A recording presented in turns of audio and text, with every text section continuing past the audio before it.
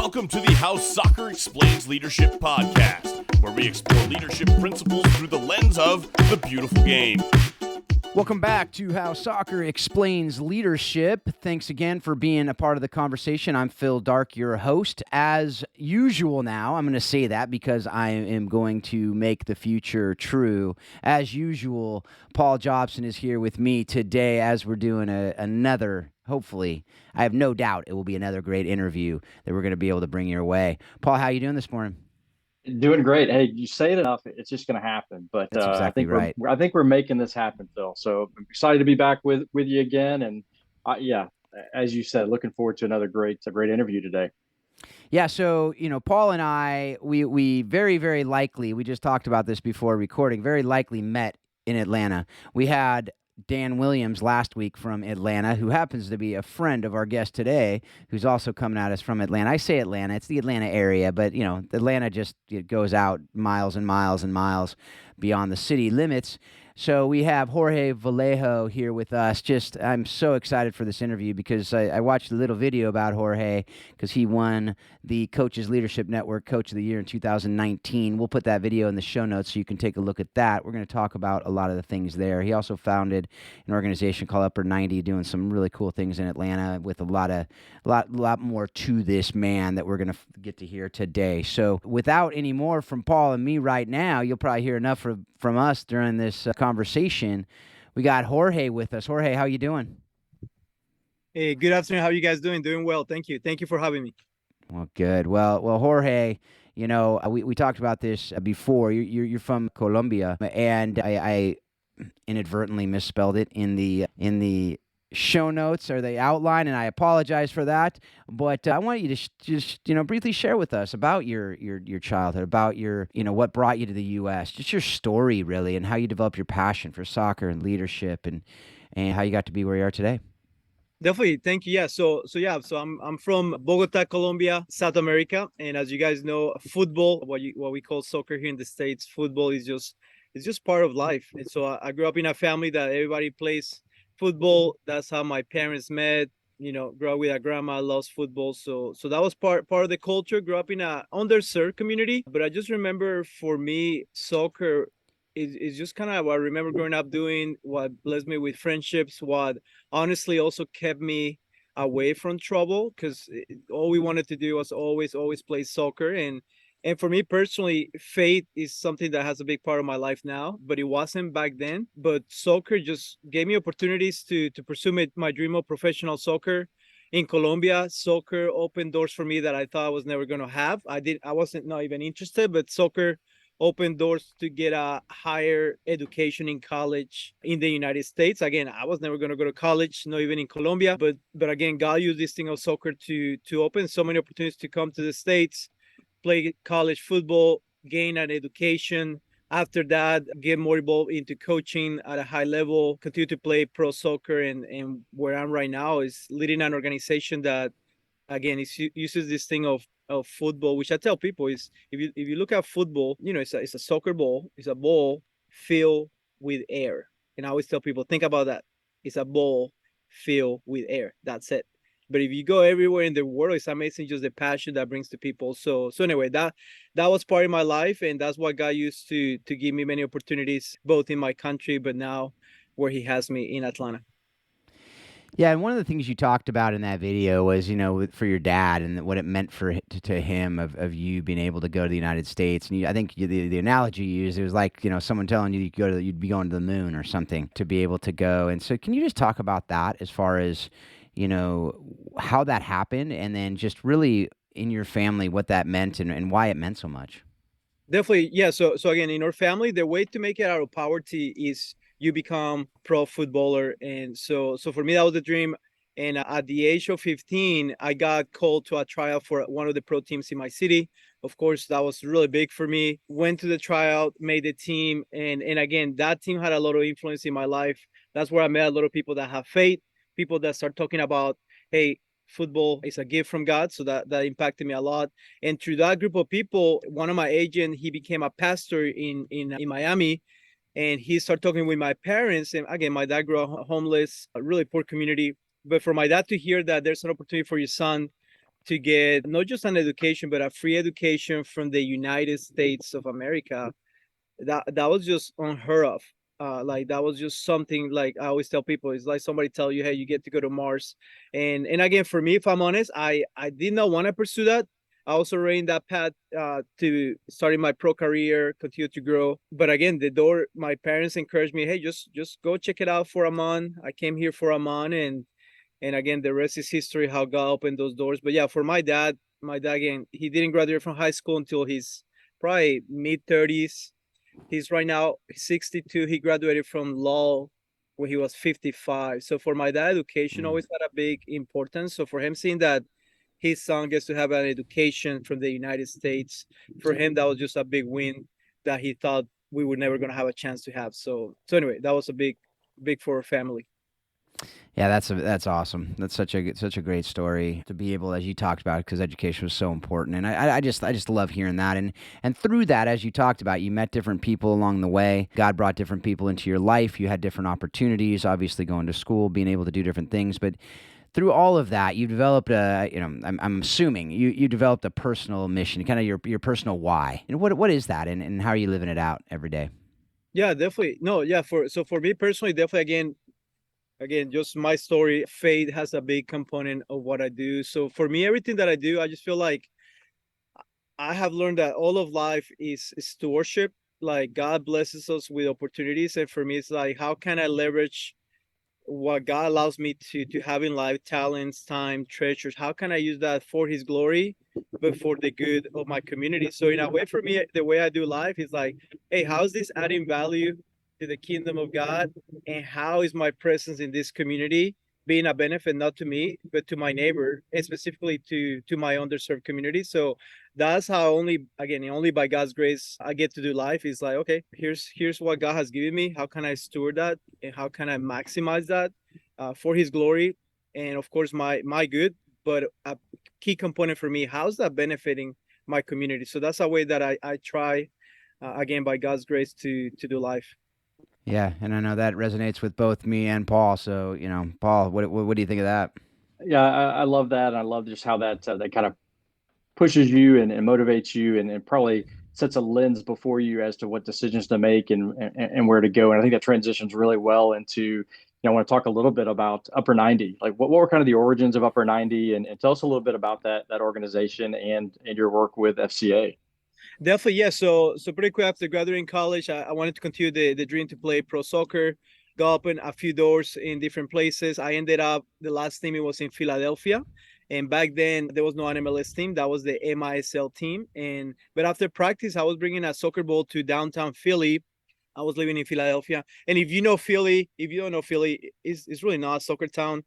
It's an Eagles and a Philadelphia Phillies. That's what it is, especially downtown. Mm-hmm. But I'm bringing this soccer ball, and all these kids were coming. I was meeting these kids. Most of these kids that I was serving, they were African American kids. So I just remember that's not the sport. So it was kind of funny because they were no good at all at the sport, but because they saw Coach Jorge coming every week, twice a week, and he was always there, we just had a relationship where I started kind of coaching them a little bit, hearing about their lives, and they kind of broke my heart because the way they saw life, the future for them. And again, this is a really rough community called Kensington in downtown Philly. What they saw in life is like the options is become a bowler, a rapper, or a drug dealer. And that was said. And for me, growing up in a community like that, I was like, hey guys, there's actually way more than that.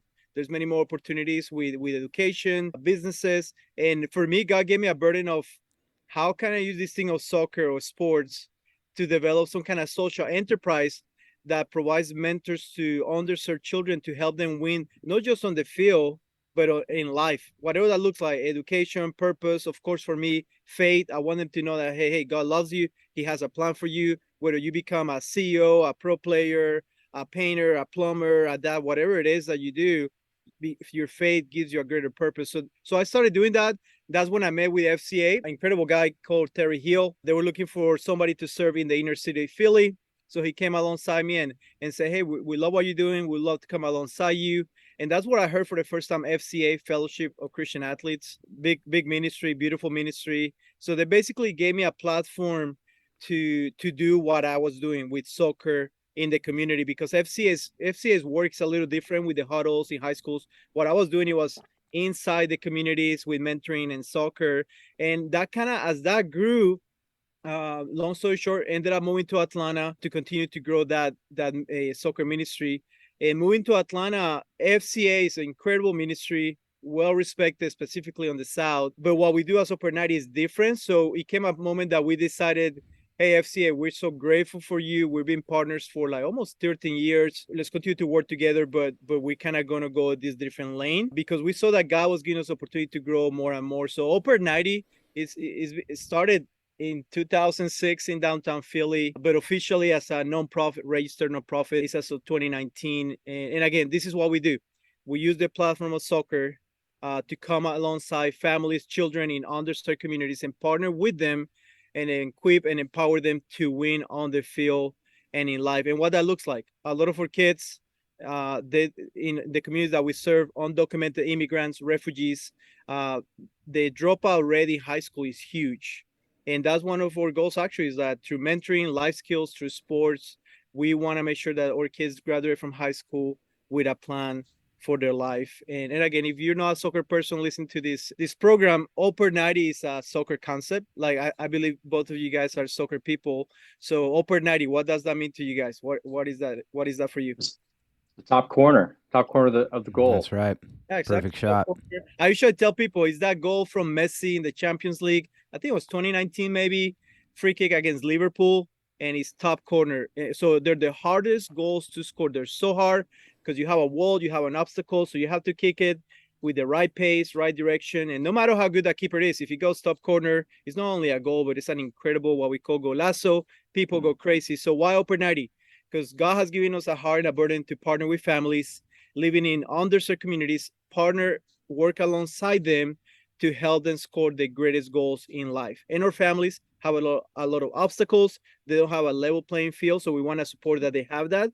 But when they score that goal, and for us is this, when they discover and embrace the love of God in their lives, that's an Upper 90 goal for us. And we go crazy, we celebrate. When their child graduates from high school and is the first one in their family to graduate from high school, that's an Upper 90 goal for us, and we celebrate that. Or where somebody in that family understands that, hey, no matter what you do in your life, work, whatever you do, faith equips you to have a purpose in anything that you do, whether it's washing a dish, leading a company. That's an Upper 90 goal. So that's why for us we're called Upper 90. We're just a bunch of soccer people that we want to serve and learn from our community.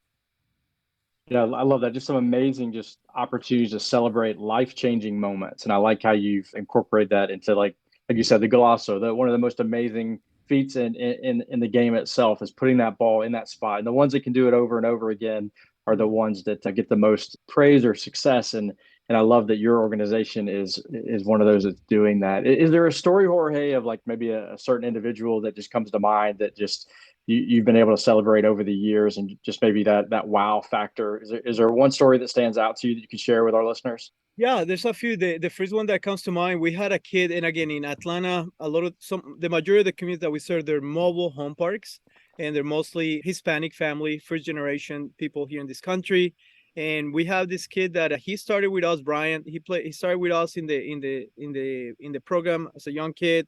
We were able to provide a mentor into his life, to provide, again, what brought him to us is his passion for football. That's why he was there.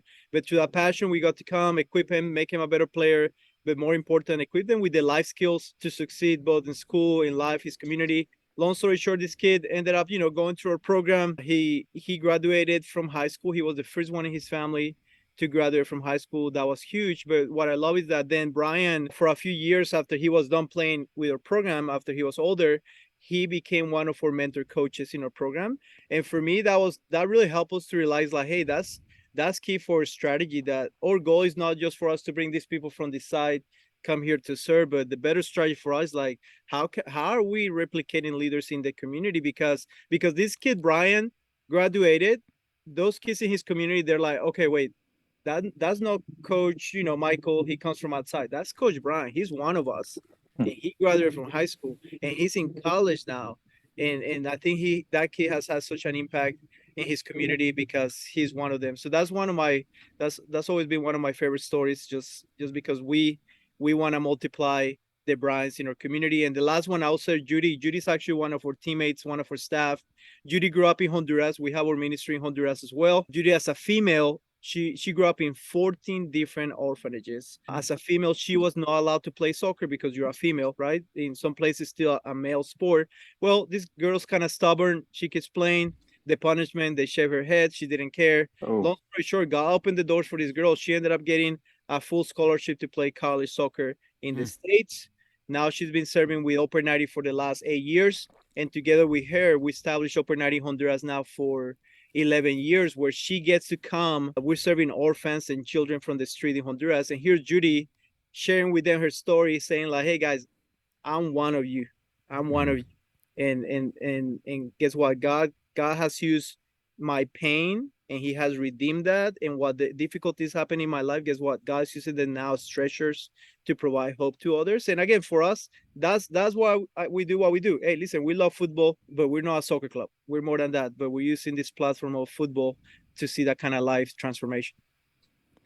Absolutely love that, man. It's so encouraging. You know, my heart for Honduras. Worked there for 13 years and just absolutely love the people of Honduras. I consider family members down there. I definitely want to go down with you someday, hopefully in the near future, and be able to do some work together down there. Love to have you. Yeah, well, let's make it happen. Let's make it happen. I know when I texted Sean Smithson, who actually connected us, we're gonna get Sean on here someday, hopefully soon. But he said he was down there with you, and I was definitely had a bit of envy there because I just absolutely love my brothers and sisters in Honduras. So, and I love how it happened. It wasn't just saying, hey, let's go and throw a dart on a board. And I love how God brought you to, a country that wasn't, your home country as well, to be able to do life with different people in different areas and different parts. And it was an organic growth that was just God leading you there. And I absolutely love hearing that story. And it actually reminds me, my daughter, when she was 9, I took her to Honduras with me on a trip. And I said, what do you have to give back? What do you have that you have a skill that you can encourage and love people with? And she says, I play soccer. And I said, yeah, exactly. And so she, at 9 years old, did a clinic for 7-year-old girls at the school in the community that we had there. And it was such a beautiful thing that she was just able to play and encourage, like you said, girls who were not encouraged to play, but to see another girl come and who could play, who was about her age. And it was just, and to come back year after year and see those girls, same girls playing with the boys, and several of them were better than the boys after the years, because they after that saw, what, it is right and good for these girls to be playing this game, and it's not just for the boys. So love that, super encouraged by that, and I just want to say, keep it up, brother. Love it. You also, in addition, or as part of, I don't know if it's part of or just something you do on the side, but you're also the chaplain for the Atlanta United. I assume you still are. That video was made a few years ago, but maybe you aren't. But whether you are or aren't, but what does that look like as far as, you're working with the youth, and then you're also chaplain for Atlanta United, likely a different demographic. There might be some similar people with that background, but how is the work similar and different from your work with the youth players and teams that you're working with Upper 90? Yeah, definitely. I'm definitely there. Yeah, and I'm still part of the team, serving as a chaplain and a mentor coach. Yeah, no, we're still serving them, and yeah, definitely different demographics, but it's the same in a way. It's just the same work. Like, again, kind of the work that I do.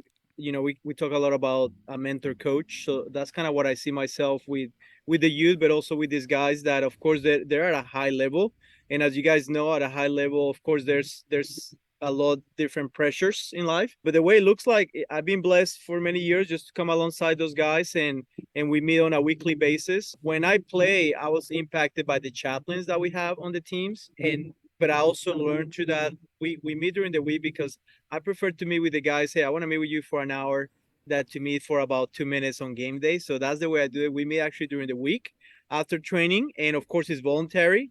Anybody that wants to come, they meet with us. And I love it because I have guys that faith is part of their life. So definitely we talk about, hey, what does it look like for us to pursue God, to pursue faith in the context of our careers? How does it look like to steward that, to honor that here in this training facility, in the stadium, but also in your day-to-day life? So literally, we just open God's word, read it, and then we go deeper. We say, okay, what do we observe there? And then how can you apply that today. So I've been blessed because, again, so many players that, either they're injured or situations happening at home or they just need encouragement. But I'm grateful that I also have players that faith, they're not sure about faith. They just know that that the mental side is a key part of the game. So they still want to meet and they want to talk about, even faith, even if it's new for them, they feel welcome. So for me personally, I love that. I love that they feel welcome, they feel honored, even with their lack of faith. And we just talk about life and the struggles that they have. We support them, we encourage them. So we do that as a group. But then also I offer to the guys the opportunity, like, hey, if you want to go deeper, and then I'm able to develop more of one-on-one discipleship opportunities where, of course, a little more private. And then my wife, the beautiful thing is my wife, I'm married, we have 4 children. My wife, she did not play soccer, she's not an athlete, but she has a heart for females. So my wife gets to serve the players' wives and girls. How would that look like? Like this week, we have a guy, he's playing with the national team during the break right now. And his wife, is at home with 2 babies. And I remember my wife, when I play pro player wives, everybody thinks like, hey, you have an amazing life, which they're blessed, but they have a lot of challenges. So sometimes the way it looks like that we serve is that we get to just come and bring a meal or say, hey, we'll help with the baby, so you get a little break. So anyway, again, we're just blessed that we get to do that. And for me, now that I'm not a player at that level anymore, I love it because I still get to encourage those guys that guys has given them a great platform in their lives. Yeah, I love that. And one of the things we talk about is that being able to come in and just do life with each other, right? And that it doesn't have to be rocket science, as you said, sharing a meal, just coming alongside somebody when they need some help, and so I'm super encouraged by you, and yeah. So anyway, Paul, what do you got? Yeah, Jorge, I mean, one of the things that, just to kind of keep going on this just for a second, one of the things that my wife are very encouraged by is just, and things that we've seen through our coaching career is having players that have faith and they have sport, but have never really merged that together. Do you find that with the professional players in any sense? Have you seen that at all, where you kind of come in and there's this revelation of like, wow, I've never really thought about putting these two things together. Have you seen that? Yes, big time, big time. And I think that was me. Again, I did not grow up in faith. And for me as a Christian, I didn't come to know the love of Christ at a church. I came to know his love and grace on a soccer field. And it was through some of my pro teammates that shared, and then learning how that, how my faith equips me. So yeah, a lot of the players that I met at that level, like, yes, we kind of, and not their fault, maybe just the way that we grew up, that we say, okay, faith is maybe what I do on a Sunday, but then the blessing to come alongside them to say, no, like, you're missing an incredible opportunity that scripture says, whatever you do, do it with all your heart as to the Lord. And guess what? As athletes, we know what it looks like to give our hearts on that field. So for me, that's my favorite part, to be able to walk alongside people, players of faith, but also the ones of no faith, and allow them to see like, hey, faith encompasses all aspects of your life. Faith is the foundation that equips you to. I tell players, like, listen, faith is it's such an advantage, because guess what? Whatever the world throws at you, even the bad stuff, faith takes that and it helps you navigate that, but then uses it to make you a better player, a better person. So I love it when players connect that, and God has allowed me to enjoy that when players connect that. And man, they're just drinking God's word. They're like, Jorge, I want more. I want more. Give me more. For me, man, I don't know how you call it, but it's that adrenaline that I just love seeing, doing that in people's life when they're able to connect. Like, okay, God gave me this talent. How do I get to steward it? Because it's not mine, it's God. How can I get to steward it? Allow God to grow it, expand it for His glory and for my good. So anyway, I definitely love experiencing that. Yeah, it's a pretty cool thing to see for sure. And I love how you're explaining that, of taking faith and putting into sport, and just kind of through your experiences of how you came to your faith, and that describes who you are and how you do things. If you flip that switch a little bit, how does soccer, the game of football, how has that kind of helped you along the way in the things that you do in your leadership styles as well? So you kind of flip that a little bit, like your faith determines a lot of like who you are and what you do.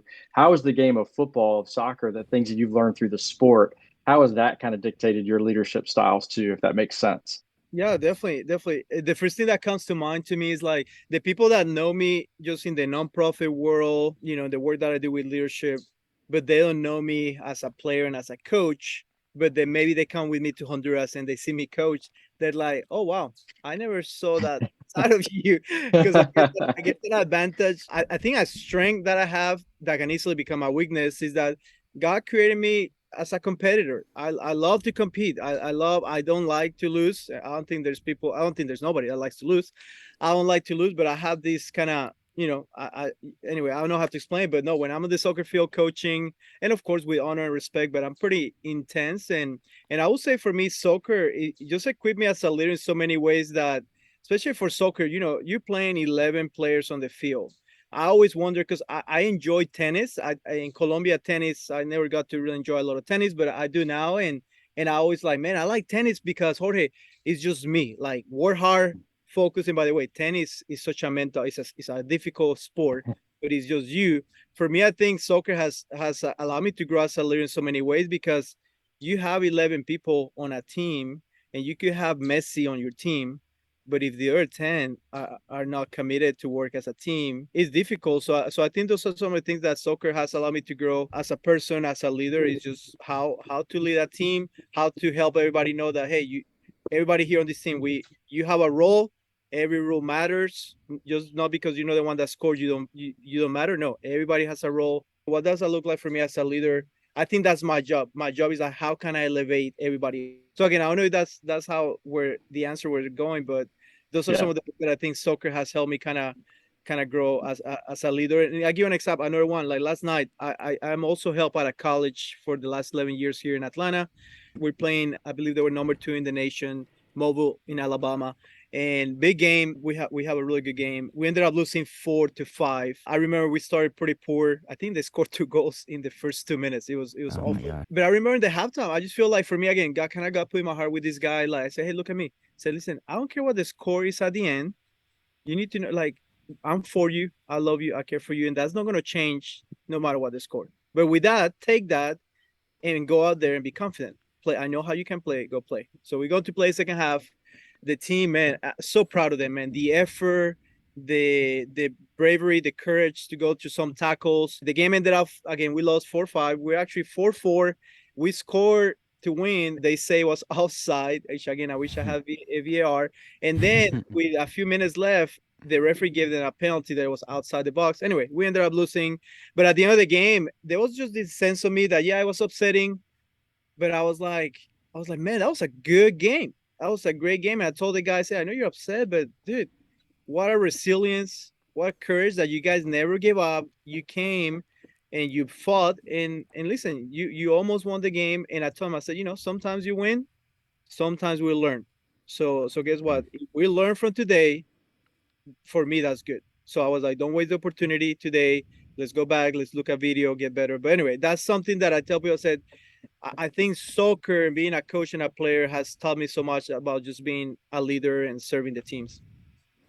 Yeah, that's so good. That's so good. And that's why we do this show, right? Is these life leadership lessons we can learn from the game that goes so far beyond winning, right? And we even talked about last week with Dan Williams just about that. When we focus too much on winning, we miss the lessons, right? And to be able to see that in the moment, like, kudos to you, man. That's hard to do when you're in the middle of it, to be able to bring that, and there's actually been times where I really appreciate the humility of coaches that I coach with because, with the disc training and the personality style stuff that we do, they're in the middle of the heat of battle and then they'll come up to me right before halftime and say, okay, how do I connect with these girls today? Because I want to just rail into them and yell at them and yell at them and yell at them, but I know that won't be effective. So what can we do? And it's that, how can we take a step back before just reacting, to basically what you were able to do at that halftime after the game? It's hard to do when you lose a tight game, especially on bad calls. So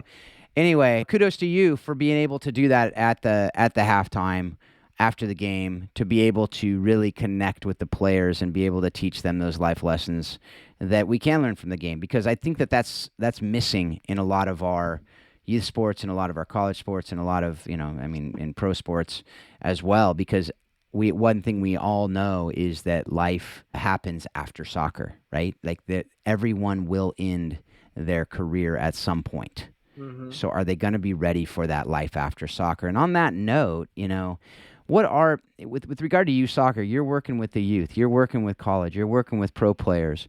But what are some of the things that and you played and you grew up in a different country, and so and with a different system. And now the youth system here was different when we were kids too. But what are some of the things you like about youth soccer in the U.S., and what are some things that you'd like to change about the current state of youth soccer here in the U.S.?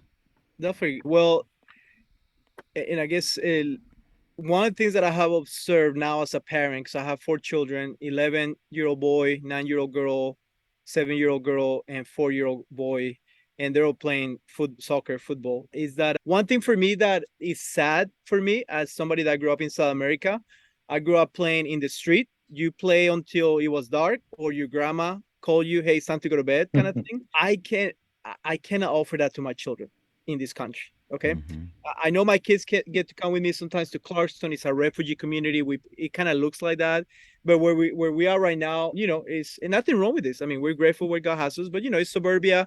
So that for me personally, just as Jorge, for me that's something like, man, I wish they had that. So that's why I love when we go to Honduras, because that's what is there, like just playing soccer for fun. So that's one, is that I think the advantage to the United States, of course, this nation has been so blessed with resources. So you see some of these facilities, like some of the work that I do with Atlanta United Academies. I mean, what they have is incredible. I mean, incredible facilities, the technology. So that's where I see the U.S.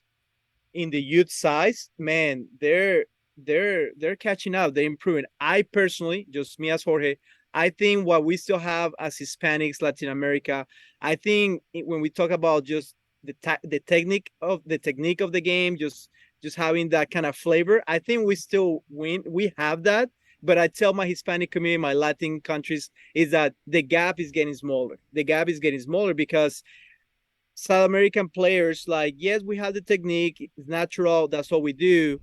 But when we talk about discipline, when we talk about work ethic, I think that's what this nation has done such a great job. Like, you talk about coaching education, there's a process. In our countries, finally, as of a few years, now there's actually coaching licenses. So we're so behind on that.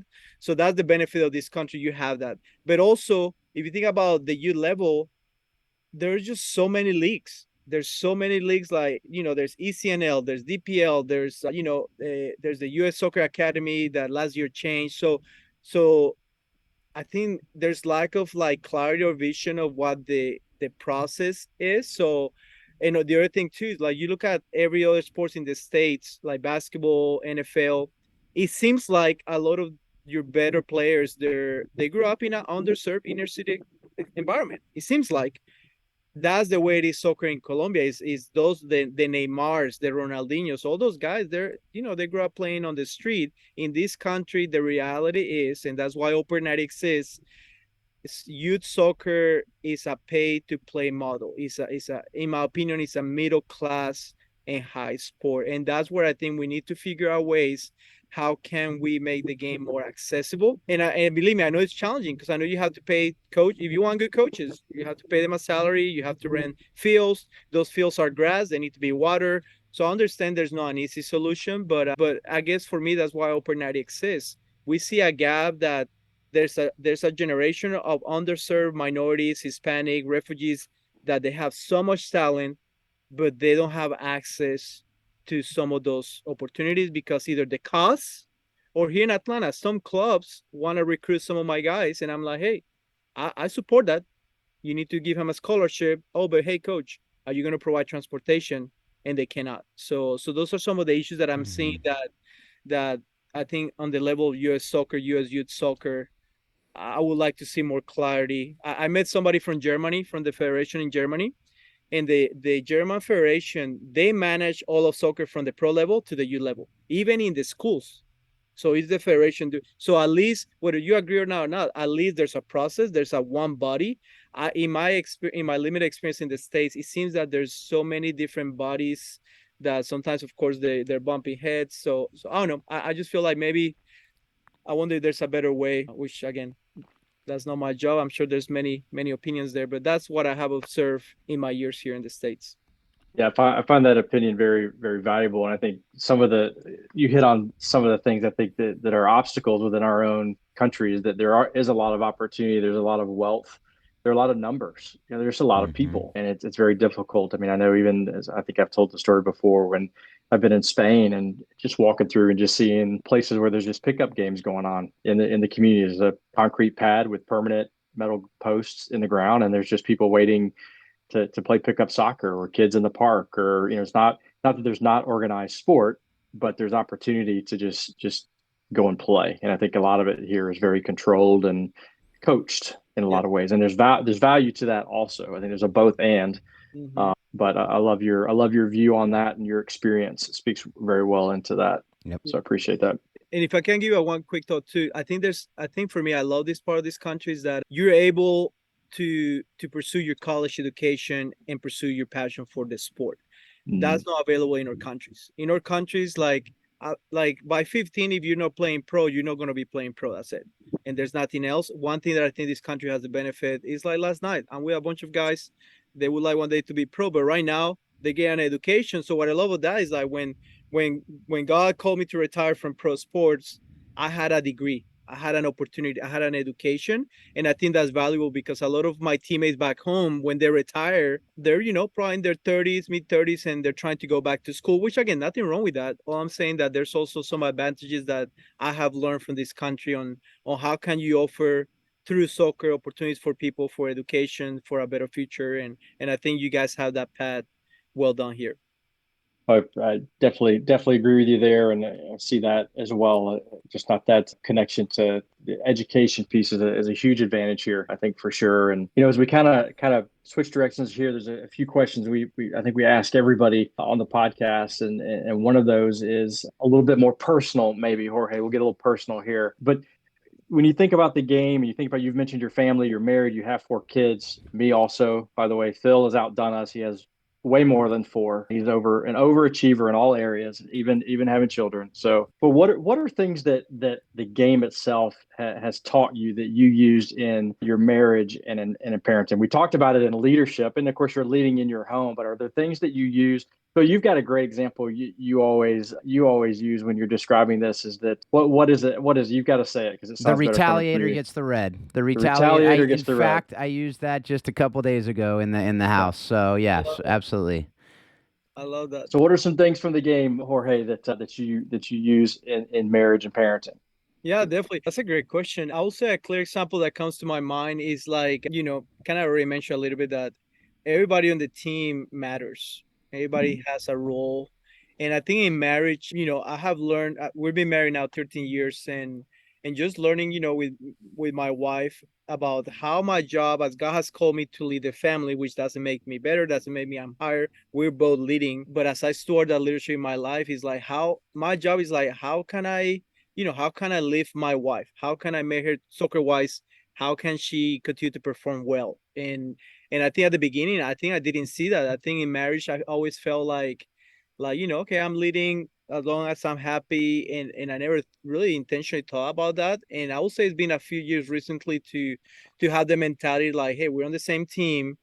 As everybody on the team is growing, getting better, that's not just good for them, but for the whole team. So that's the first thing that comes to my mind, is just how am I being a good teammate for my team, whether I'm the coach, whether I'm seeing myself as a player, but just being a good teammate, support them, loving them. And one of them is because I like to do things well with excellence. And the issue with that is like, it's really hard to replicate yourself, right? So you need to learn how to give opportunities to people to fail forward, to grow by failing. And so that's the thing I have learned in my family is like, just, they're trying to do something and they're failing. Hey, how can I encourage them? Like, hey, buddy, well done. You try, it didn't work. What do you need? So in a way, you're coaching them. So again, I would say those are some of the things that come to mind. Yeah, that team concept comes into play really, really well when you start having kids and their personalities start developing. Like you said, kids don't come out like you. They have their own personalities, and sometimes you're like, wait, is that even my kid? Like what? So it is more and more like a team, where you're like, okay, how can I get the best out of my teammate, the best out of my child, the best out of myself, the best out of my wife? And I think that's great advice for young coaches, young parents as they go forward. So that's great. And also one more thing, I think the good coaches, for me, the good coaches like kind of they identify those areas that you're good at, and they help, and they both encourage it, because I believe that what's encouraged is repeated. And again, I have to learn that in my marriage. Anybody complains, I always tell, even the coaches that just, like I was telling soccer, like the guy had a bad touch and missed the goal, and your teammate or your coach is like, hey, what are you doing, what a bad shot. I always said, hey, the feedback that you just gave him, did you say something he didn't do already? Like you say, hey, bad shot, hey, well done, he already knew that. So I personally, because I know that was an issue with me, I have learned, like, as a leader, it's okay. Sometimes as a leader, we need to be able to point what's done the wrong way. But I have encouraged myself and others is like, what are the areas that you have encouraged? Because what you encourage is going to be repeated. So that's the other thing that I have learned in my marriage, like especially with my wife, like how can I encourage her? Right now we're in a season of homeschooling, and so I tell people my job is easy. Her job is so difficult, Yeah. but I have learned to say, hey babe, hey, well done, I noticed what you did with Nehemiah and Matt the other day. Hey, I love what you're doing. That, like, that for me, I have to go against the flow to be that kind of guy, because I tell people, any dead fish goes with the flow. So when you criticize somebody because they did something, you just a dead fish going with the flow, man. Like, what it looks like for you to go against the flow and look for something on that teammate. As a coach, look something on your players that is positive, and guess what, encourage it, because again, I believe that what's encouraged is repeated. But again, I know that for me, I had to be so intentional to do that, because I don't know, I guess it's easy to do the opposite. Yeah, that's so good. Actually, I'm going to combine Ted Lasso with what you just said and say, be a goldfish, not a dead fish. Right? I mean, I think that could catch on. That could catch on. I like that. And the other thing you talked about there is, don't tell someone something they already know. My wife, early on in our marriage, she's also a soccer player, said to me something that has always stuck, and I use it all the time in trainings that I do, in the coaching that I do. I remember it, and she said, Phil, because I criticized her about something apparently that she already knew that she did wrong. And she said, Phil, when I shank a shot, I don't need you to tell me I shanked the shot. And I thought that was, it reminded me of it when you talked about that. And I said, okay, message received. Also, how our families are different. My daughter this is just crazy. My daughter just broke her collarbone, which is not a good thing. We're sitting in the ER, and I'm sitting there as a different personality from hers, thinking about all the things she's going to miss, all the fun. She's not going to be able to play soccer. She's not going to be able to play golf that she was starting to play. She's not going to be able to do a lot of things that are fun things. And the one thing that she says, oh no, as I'm relaying these things, I'm probably pouring salt in the wound to her. I was keeping most of them myself, but I said a couple, and she said, oh no. And I said, what else are you going to miss? She says, I'm not going to be able to help my class with the float building for homecoming. That was what she was worried about. She wasn't going to be able to help others. So, we do need to remember that not only are we totally wired differently, but yeah, we're a team. And if we do what we're strong in, it will be awesome. If we force everyone to do everything, that's not going to be the best for anybody, because people are going to get stressed out and they're not going to be doing the things that they're made to do. So absolutely love that. So Jorge, thank you. We have one more question for you. And this, again, is something we ask because we like to learn from what you're learning from. So what have you read, watched, or listened to that has informed your thinking and reminded you that soccer does explain life and leadership? Yeah, definitely. Something that recently I'm going over with a group of guys that I mentor is, we're going through this book from Tim Keller called Every Good Endeavor. And it's all about how connecting your work to God's work. So even with some of the pro athletes, because again, we kind of separate those things, and going to the book of Genesis, where when we think about work, especially if you're a person of faith, the reality is that most people think of work as a consequence for sin, right? But just really reframing that God created work before sin entered the equation. So God created us to work. Like you read the story of creation, God worked, God created. But not only he worked, he created, he gave us the example that then he rested. No, so that's one. Learning about, I'm not God, so I need to rest and enjoy time of rest. But also, I personally, the last 2 weeks, as I've been meditating, journaling on this stuff, when he says that, and God created this, and he saw what he created, and he said it was very good. And for me personally, I have learned that, how does that look like for me when I'm coaching, when I'm doing life? How does it look like for me to be able to slow down and look at what God allowed me to do throughout the day and say, oh wow, that was good work. Whatever that be. It could be, coaching a game, coaching some kids, cooking a meal at home, homeschooling your kids, doing a big business deal. But be able to really slow down and realize like God created us to work. Your work is not separate from your faith, and really slow down and say, hey, you know what? That was good work today. And maybe you look at it, it wasn't good work. Maybe you seek God and say, okay, God, how can you equip me to make it good work? So that's a few of the things. Just being able to understand the gift of limits, that I need to rest, specifically as a young father. I want to have energy for my kids, understanding how can I, I'm created for work and enjoy that, have joy in that. And then the other thing connected to that, God saw what he did and he delight in it. And that's my challenge to myself and people, like, do you delight in the work that God has allowed you to do? Because I think God created us to work, to do good work, and to enjoy it, whatever that is. Whether you're washing a dish, which I know if you have read a book called Brother Lawrence, he said that, whatever you do, he found out that he wanted to experience faith. So he went to a monastery, he got education, and his role at the monastery was washing dishes. And he wrote a whole book about, I'm worshiping God by washing dishes. Mm-hmm. So anyway, that's why I feel like it's informing my leadership about, I honor God. I get to serve God. And what a blessing. I get to serve God. I get to experience faith. I get to share my faith with a soccer ball. So I always tell people, you have passions that God has given you, whatever that is, you have those passions. I want to encourage you how you bring purpose to that passion. For me it's faith. My faith now is giving purpose to the passion, the talent God's given me. And what equals, that equals for me now significance in my life. So that'll be my answer to that. That is so good. That is so good. And I need to read that portion of the book to my children when we talk about doing dishes. So I'm sure we all probably are in that same boat. But Paul, you have any parting words before we say goodbye to our good friend Jorge? Yeah, Jorge. Listen, just very encouraging. Love the work that God has you doing, and just blessings to you and your family. And just really appreciate your time here on the podcast, and just some great stuff, some great overlapping things that we're doing here. So I find a lot of encouragement in what you're doing, and really some great insight into not just the faith piece, but even just the leadership pieces of things as well. So appreciate your time, Jorge. Great to meet you. No, thank you guys. I'm really honored for the opportunity. I definitely would love to stay connected with you guys. Would love to learn from you guys. Again, as a young father, that now my kids went from being I'm coach to now I'm just the dad on their teams. It's been a beautiful season, but it's been a hard season of learning to back up. And for me personally, I've been journaling, and I'm like, man, there has to be resources out there to help people, especially specifically people of faith, that they want to support the kids. Well, anyway, probably that's a different conversation for another day. It's been rough, guys. It's been rough, but I'm saying in a good way. Which I'll share this pretty quick. I had a conversation with my son the other day. Actually, he was 9, and we're talking something about practice, something about like, hey, work hard, all this, blah blah blah.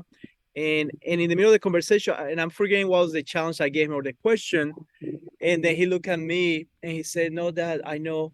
It's just that soccer is not everything in my life." And as soon as he said that, and we're actually about to pray to go to bed. I'm on his bed on my knees, and then he looked at me and he said that, and dude, it broke me in a beautiful way. Like I drop and I say, "Son, thank you." I say, God spoke to you to remind me, like, soccer is just a gift. Let's enjoy it, but let's keep it where it needs to be. Yeah. Anyway, so I put something out there for you guys, that if you have any resources to allow me to be a good friend, a good partner to my children as they experience soccer, that'll be helpful. Yeah, no doubt. We'll have a lot more conversations. Hopefully, we'll be able to work together on some different things. I have no doubt this is just the beginning of a long, long friendship for all three of us. And so, thank you again, Jorge. I appreciate you a ton. The little I've gotten to know you, I'm super encouraged. Blessed that God brought us together. And so, yeah, thank you again for being a part of this show. Thank you guys for the opportunity. Thank you so much. Have a good day. Yeah, absolutely. All right, folks. Well, thanks again for being a part of this conversation. As you know, you can go check out everything we talked about on this show. We'll have the link to Upper 90. We'll have the link to that video that we mentioned earlier. We'll also have the link to Warrior Way Soccer. You can check that out, warriorwaysoccer.com, to hear, to read about, to hear about, to watch what Paul and Marcy are doing. You can also follow them on Instagram with all kinds of cool stuff there. Coachingthebiggergame.com is where you can find out about that program that we've started, and disc training. If you want to learn about that, you can email me, and that link is also at the show notes. HowSoccerExplainsLeadership.com is where you can find all of that. So, folks, thanks again for being a part of this. As always, we hope that everything you're learning on this show will help you be a better leader, a better parent, a better spouse, better coach, better in everything you do, and that you'll continually remind yourself that soccer does explain life and leadership. Thanks a lot. Have a great week.